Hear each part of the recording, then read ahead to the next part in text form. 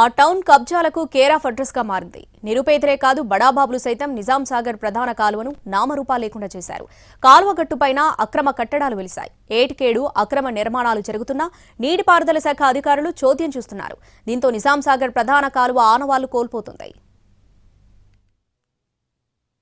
నిజామాబాద్ జిల్లా ఆర్మూర్ పట్టణాన్ని ఆనుకుని నిజాం సాగర్ ప్రధాన కాలువలు ఉన్నాయి. ఈ కాలువలను అర్గుల రాజారాం గుత్ప ఎత్తిపోతల పథకానికి స్థిరీకరించారు. 4 ప్రధాన డిస్ట్రిబ్యూటరీలు ఉండగా D82/2 కాలువ ఆర్మూర్ మధ్యలో నుంచి వెళుతుంది. సుమారు 4.5 కిలోమీటర్ల పొడవైన ఈ కాలువలో సుమారు 3 కిలోమీటర్ల మేర అక్రమ నిర్మాణాలతో కబ్జాకు గురైంది. నిజాం సాగర్ ప్రధాన కాలువ నుంచి ఫత్తేపూర్ వరకు ఆయకట్టు భూములకు సాగునీరు అందించాలి. కాలువ ఇరువైపులా 200 అడుగుల వెడల్పు ఉండాలి. ఇరువైపులా కట్ట కనీసం 30 అడుగులు ఉండాలి. కానీ ఆనవాళ్లు కనిపించకుండా కబ్జాదారులు ఆక్రమించారు. కాలువ గట్లపై వ్యాపార సముదాయాలు వెలిశాయి. కొన్నేళ్లుగా కాలువలు కబ్జాకు గురవుతున్నా అధికారులు నిమ్మకు నీరెత్తినట్లు వ్యవహరించారు. పైగా కబ్జాలకు మద్దతు తెలిపినట్లు ఇంటి నెంబర్లు సైతం కేటాయించారు మున్సిపల్ అధికారులు. అవే ఇంటి నెంబర్లతో విద్యుత్ మీటర్లు అమర్చుకుని అక్రమ కట్టడాలను సక్రమం చేసుకుంటున్నారని ప్రజా సంఘాలు, రాజకీయ పార్టీల నేతలు ఆరోపిస్తున్నారు. కెనాల్ మీద కబ్జాలు వేసేసుకొని ఏదైతే ఇక్కడ తెలంగాణకు వరప్రదాయన నిజాం సాగర్ అనుకుంటామో ఆ రైతులకి పంట నీళ్లు పోతేనే, కెనాల్ ద్వారా నీళ్లు పోతేనే ఇలా పంటలు పండుతాయి.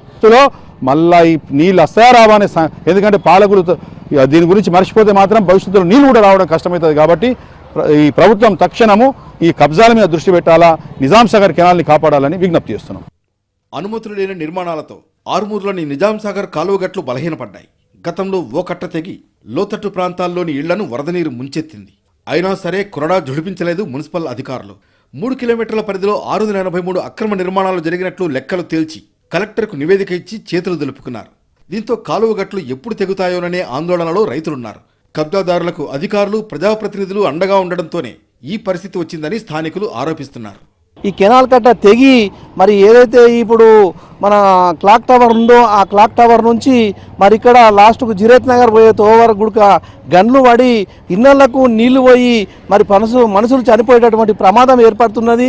ఇక్కడ ఉన్నటువంటి మున్సిపల్ అధికారులు కానీ, రెవెన్యూ అధికారులు కానీ, మరి అట్లా ఇరిగేషన్ డిపార్ట్మెంట్ వాళ్ళు కానీ ఈ 3 డిపార్ట్మెంట్లు కలిపి అనునిత్యంగా ఈ కాలువను ఉన్నటువంటి పొదలు, చెట్లను అన్ని తొలగించాలని నేను డిమాండ్ చేస్తున్నా.